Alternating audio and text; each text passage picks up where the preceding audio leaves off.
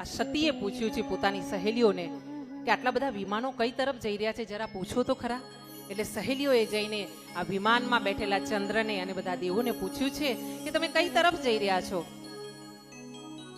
અને તેઓએ કીધું છે કે દક્ષ રાજાએ મોટો યજ્ઞ કર્યો છે અને એ યજ્ઞમાં અમને બધાને નિમંત્રણ છે. શું મહાદેવને નિમંત્રણ નથી?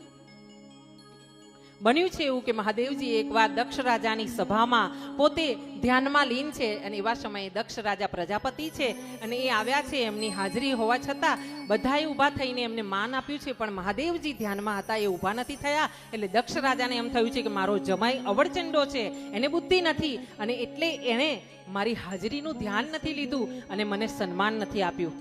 અને એમને નીચા બતાવવા માટે દક્ષ રાજાએ આ યજ્ઞનું આયોજન કર્યું છે.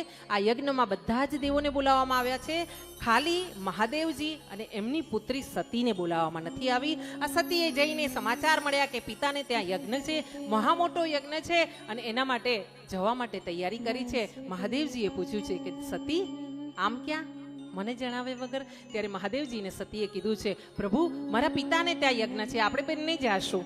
પિતાને ત્યાં દીકરીને કઈ નિમંત્રણની કઈ જરૂર થોડી હોય?